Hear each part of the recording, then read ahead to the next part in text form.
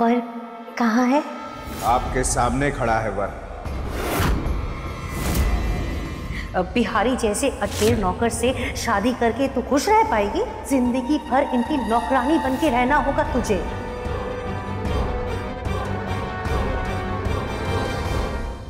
तू परेशान है ना संपूर्णा दीदी? चिंता में है ना कि भारी बाबू से विवाह हो रहा है तेरा? जैसे तू विवाह नहीं करना चाहती भारी बाबू से, वो भी नहीं चाहते, पर काका ससुर जी किसी की बात को समझना ही नहीं चाहते। तू चिंता मत कर बौंदिता, मेरे भाग्य में जो लिखा होगा ना वो तो होकर ही रहेगा। नहीं संपूर्णा दीदी, पति बाबू कहते हैं हाथों की लकीरें भगवान जी बनाकर बेचते हैं, पर अपना भाग्य खुद बनाते हैं हम। तुझे याद है ना दीदी, जब गांव में मामी किसी शरारत की सजा देने वाली होती थी तो हम कैसे छिप जाते थे? तो वैसे तू भी छिप जा जाकर। जब तू मिलेगी ही नहीं काका ससुर जी को तो विवाह कैसे होगा तेरा? ऐसा नहीं होता है बौंदिता, और अगर तेरे काका ससुर जी को पता चल गया तो सोचा है क्या होगा? गुस्सा किस पे निकालेंगे वो? मुझ पे ही ना, न जाने क्या क्या दंड दे मुझे, क्या हाल करे वो मेरा। तब तक पति बाबू की तबीयत तो अच्छी हो जाएगी ना दीदी, फिर काका ससुर जी को समझाकर पति बाबू सब ठीक कर देंगे। मेरी चिंता मत कर तू बौंदिता, मुझे समझ आ गया है कैसे अपने जीवन के हर परेशानी को ठीक करना है। अब तो देखना, अब जो होगा ना सब सही होगा। तू जा और अपने पति बाबू का ध्यान रख। श्रुति दीदी, समय आ गया है अब तेरा रंग ढंग बदलने का। सही दाव खेलेगी ना तो नौकरानी से रानी बन जाएगी तू।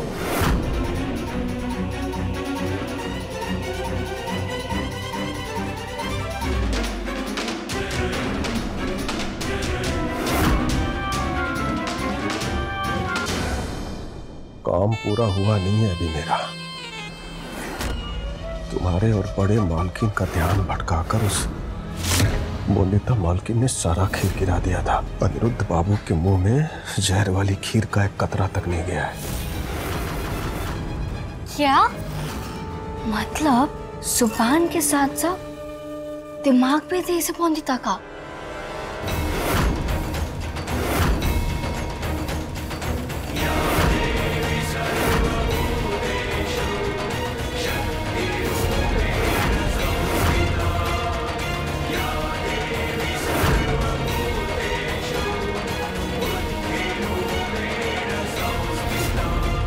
तो ये दोनों जहर खिलाकर मेरे पति बाबू को नुकसान पहुंचाना चाहते हैं।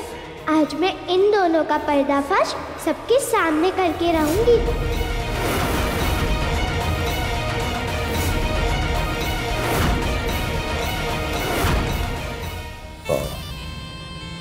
अब जब वो बोंदिता मालकिन अनिरुद्ध बाबू के आसपास भी नहीं होगी ना, तो मौका देखकर जहर की ये तीसरी पुड़िया चटा देना है उन्हें।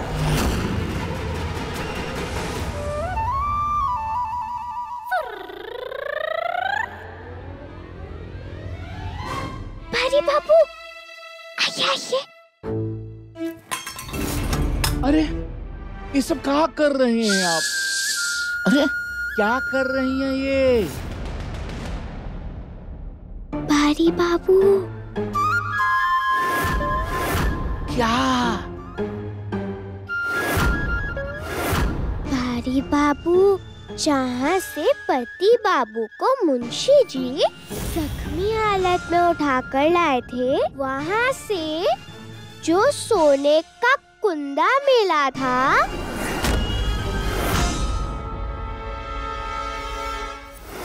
क्या पता चला किसका था?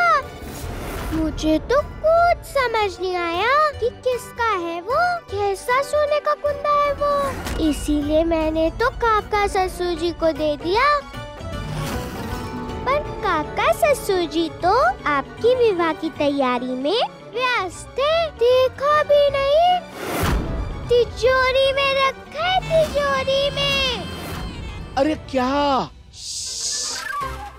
कब से इंतजार कर रही हूँ कि काका ससुर जी आराम करने बैठे और उस सोने के कुंदे को देखे। पूछिए क्यों? पूछे पूछे। क्यों? क्योंकि वो सोने का कुंदा उस औरत के भेष में आए आदमी का है। और ऐसा कोई है जिसे काका ससुर जी नहीं जानते तुलसीपुर में? बहुरानी जी, 3 गांव आगे और 3 गांव पीछे, ऐसा तो कोई नहीं है इस इलाके में। बस, तो फिर ये जानने में देर लगेगी क्या काका ससुर जी को कि वो हमारे परिवार का दुश्मन जिसके कारण तबीयत खराब हुई है पति बाबू की, वो कौन है? सोचो भारी बाबू, सोचो। कितना कड़ा दंड देंगे उसे काका ससुर जी? मतलब क्या? नहीं, इसके पहले कि वो कुंदा बड़े मालिक के हाथ लगे, मुझे कैसे भी करके तिजोरी की चाबी चुरानी होगी और वहां से वो कुंदा निकालना होगा।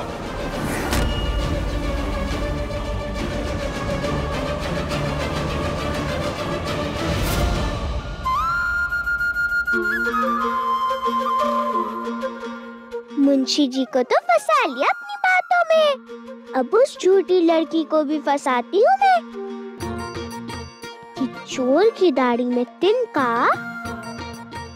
ऐसे होता है।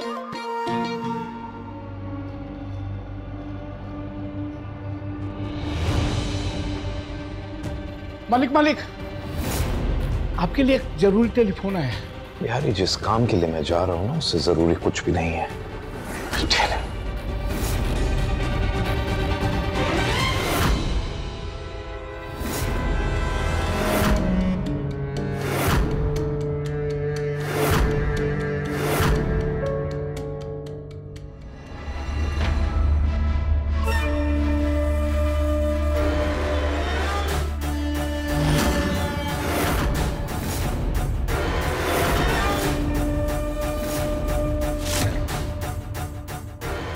पौंदिता आसपास नहीं है।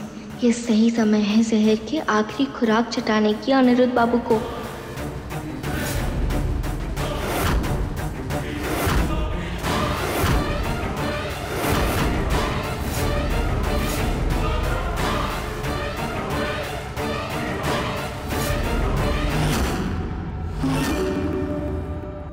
ये सब क्या कर रहे हैं बहुरानी जी आप?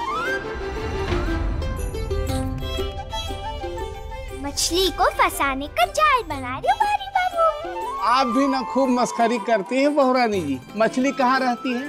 पानी में ना, तो कैसे फंसेगी हवेली में? आज देख ली ना कैसे फंसेगी भारी बाबू। लोचंदा, जैसे कि मेरी पूजा पूरी हो चुकी है, मेरे जाने का वक्त आ चुका है।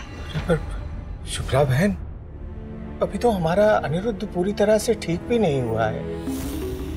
एक बार हंसने खेलने लगे फिर चली जाना। अब तो जानती है, मैं जो बोलती हूँ मैं वही करती हूँ।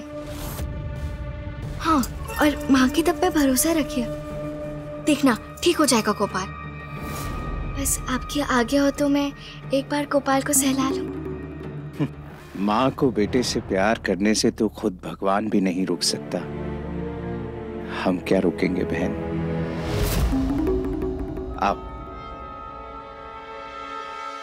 सहलाने के बहाने ये जहर चटा दूंगी अनिरुद्ध बाबू को।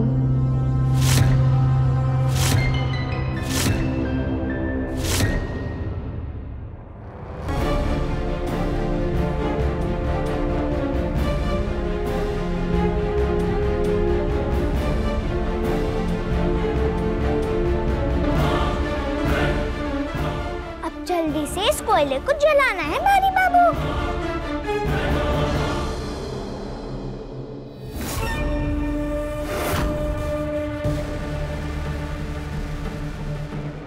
बेटा गोपाल, चिंता ना करना, अब हमेशा के लिए तकलीफ दूर हो जाएगी तुम्हारी।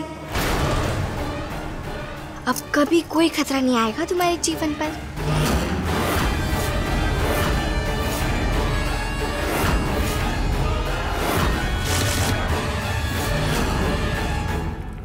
ये लीजिए मसाला, दूर से पकड़िए, दूर से। हाँ,